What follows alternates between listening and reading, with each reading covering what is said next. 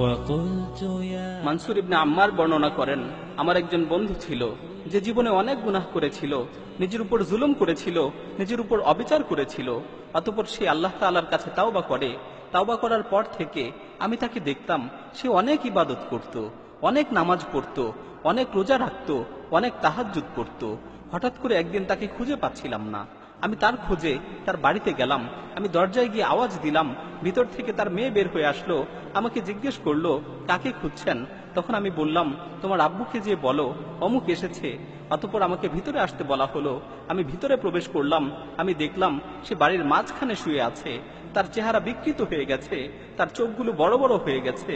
তখন আমি তার এই অবস্থা দেখে বললাম, হে আমার ভাই, আমার ভয় হচ্ছে। হে আমার ভাই, তোমার এই অবস্থা দেখে আমার ভয় হচ্ছে।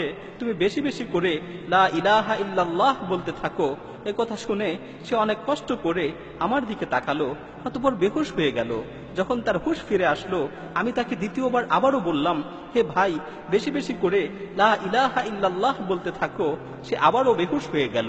যখন তার হুঁশ ফিরে আসলো, আমি তৃতীয়বার আবারও বললাম, হে ভাই, বেশি বেশি করে লা ইলাহা ইল্লাল্লাহ বলতে থাকো। সে চোখ খুলল, আমার দিকে কিছুক্ষণ তাকিয়ে রইল, চোখের পানি ছেড়ে দিয়ে বলল, হে ভাই মানসুর, আমার মাঝে আর এই কালেমার মাঝে প্রাচীর তৈরি করে দেয়া হয়েছে। আমি ইচ্ছা করলেও এই কালেমা পাঠ করতে পারছি না। তখন আমি বলে উঠলাম, লা হাওলা ওয়ালা কুওয়াতা ইল্লা বিল্লাহ।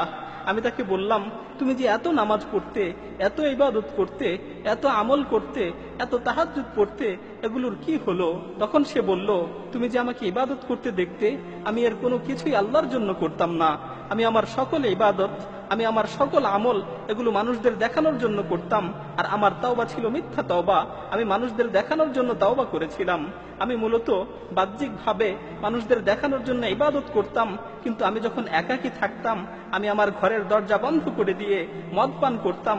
আমি নির্জন মুহূর্তে বিভিন্ন ধরনের গুনায় লিপ্ত হতাম। আমার মনে আছে, একবার আমি খুব গুরুতর অসুস্থ হয়ে গিয়েছিলাম। আমার ধারণা হচ্ছিল আমি আর বাঁচব না।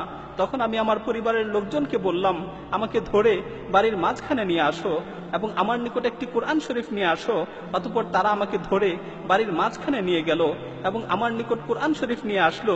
আমি কোরআনকে খুলে পড়তে লাগলাম এবং আসমানের দিকে তাকিয়ে বলতে লাগলাম, হে পরম দয়ালু আল্লাহ, হে পরম দয়ালু আল্লাহ, এই কোরআনের মাধ্যমে তুমি আমাকে সুস্থতা দান করো। আমি তোমার সাথে ওয়াদা করছি, আমি তোমার সাথে প্রতিজ্ঞাবদ্ধ হচ্ছি, আমি আর কোনোদিন গুনাহ করব না, আমি আর কোনোদিন গুনার দিকে পা বাড়াবো না। আল্লাহ তাআলা আমাকে সুস্থতা দান করলেন। যখন আমি সুস্থ হলাম, তখন আমি আগের মতোই আবারও গুনায় লিপ্ত হলাম। প্রতিনিয়ত গুনাহ করতে থাকলাম। আল্লাহর সাথে কৃত ওয়াদার কথা একেবারেই ভুলে গেলাম। এভাবে গুনাহ করতে করতে বেশ কিছুদিন অতিবাহিত হয়ে গেল। এভাবে আল্লাহর নাফরমানি করতে করতে বেশ কিছুদিন অতিবাহিত হয়ে গেল। অতঃপর আমি দ্বিতীয়বার আবারও অসুস্থ হয়ে পড়লাম। আমি কঠিন রোগে আক্রান্ত হলাম। আমার আবারও মনে হচ্ছিল যে আমি আর বাঁচব না, আমি আর পৃথিবীতে থাকতে পারবো না। তখন আমি আমার পরিবারকে আবারও বললাম, তোমরা আমাকে উঠানে নিয়ে চলো, আমার কাছে কোরআন নিয়ে আসো। আমি প্রথমবারের মতো দ্বিতীয়বার আবারও প্রার্থনা করলাম।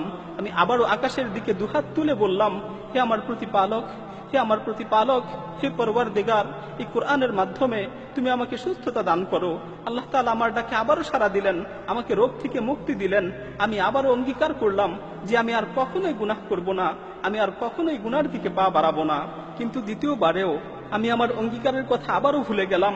আমি আবারও গুনায় নিমজ্জিত হলাম। আমি আবারও গুনার সমুদ্রে হাবুডুবু খেতে লাগলাম। এভাবে বেশ কিছুদিন অতিবাহিত হয়ে গেল। এরপর আমি তৃতীয়বার আবারও অসুস্থ হয়ে পড়লাম, যা তুমি এখন দেখতে পাচ্ছ। অতঃপর আমি আমার স্ত্রীকে বললাম, আমাকে উঠানে নিয়ে চলো, আমার কাছে কোরআন নিয়ে আসো। তারা আমাকে উঠানে নিয়ে গেল, আমার কাছে কোরআন নিয়ে আসলো। অতঃপর এবার যখন আমি তিলাওয়াত করার জন্য কোরআনকে খুললাম, আমি দেখতে পেলাম কোরআনের সমস্ত পৃষ্ঠাগুলো সাদা হয়ে গেছে। পুরো কোরআনের মাঝে একটি অক্ষরও আমার চোখে পড়ল না। আমি বুঝতে পারলাম আসমান ও জমিনের অধিপতি আল্লাহ সুবহানাহু ওয়া তাআলা আমার উপর রাগান্বিত হয়েছেন।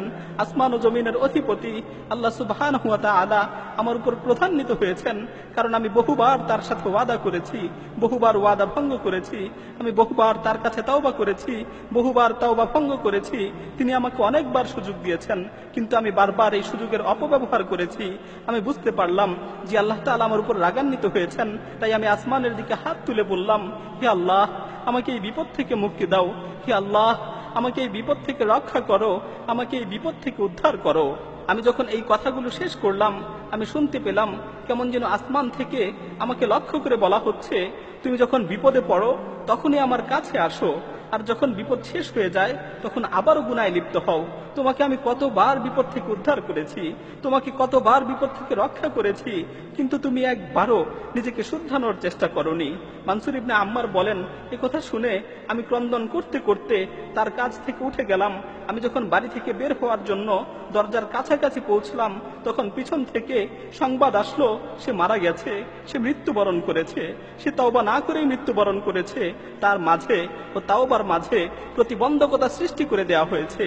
প্রিয় ভাই ও বোনেরা, আল্লাহ তাআলা আমাদেরকে তওবা করার সুযোগ দিয়েছেন। আল্লাহ তাআলা আমাদের ডাক দিয়ে বলছেন, ইয়া আইয়ুহাল্লাযীনা আমানু তুবু ইলাল্লাহি তাওবাতান নাসুহা আসা রাব্বুকুম আন ইউকাফিরা আনকুম সাইয়্যাতিকুম ওয়া ইউদখিলাকুম জান্নাতিন তাজরি মিন তাহতিহাল আনহার। হে ঈমানদারগণ, তোমরা একনিষ্ঠভাবে আল্লাহর নিকট তওবা করো। হে ঈমানদারগণ, তোমরা একনিষ্ঠভাবে আল্লাহ তাআলার নিকট তওবা করো। আল্লাহ তাআলা অবশ্যই তোমাদের গুনাহগুলোকে ক্ষমা করে দিবেন এবং তোমাদেরকে জান্নাতে প্রবেশ করাবেন, যার তলদেশ দিয়ে নহর সমূহ প্রবাহিত হয়। আল্লাহ তাআলা আমাদেরকে তওবা করার সুযোগ দিয়েছেন, কিন্তু আমরা এই সুযোগকে অবমূল্যায়ন করছি। আল্লাহ তাআলা আমাদের তওবা করার সুযোগ দিয়েছেন, কিন্তু আমরা এই সুযোগের অপব্যবহার করছি। এমন একটি সময় হবে যখন আমাদের মৃত্যু চলে আসবে, তখন আমরা তওবা করতে চাবো, কিন্তু আমাদের তওবা কবুল করা হবে না।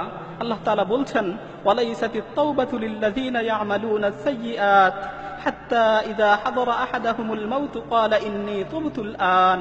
আর এমন লোকদের জন্য কোনো ক্ষমা নেই যারা মন্দ কাজ করতেই থাকে, এমনকি যখন তাদের মাথার উপর মৃত্যু এসে উপস্থিত হয় তখন বলতে থাকে, আমি এখন তওবা করছি। প্রিয় ভাই, আর দেরি নয়, আসুন এখনই তওবা করি, সুযোগ থাকতে তওবা করি, সুস্থ অবস্থায় আল্লাহর দিকে প্রত্যাবর্তন করি। يا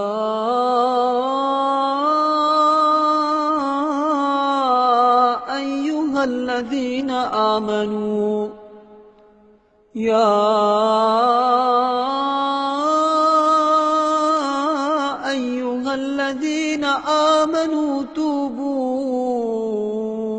إلى الله توبة نصوحا عسى ربكم أن يكفر عنكم سيئاتكم ويدخلكم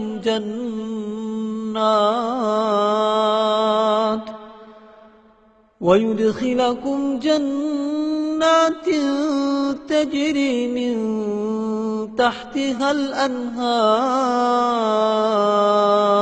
الأنهار يوم لا يخزي الله النبي والذين آمنوا معه نورهم يسعى بين أيديهم وبأيمانهم يقولون ربنا أتمم لنا نورنا واغفر لنا إنك على كل شيء قدير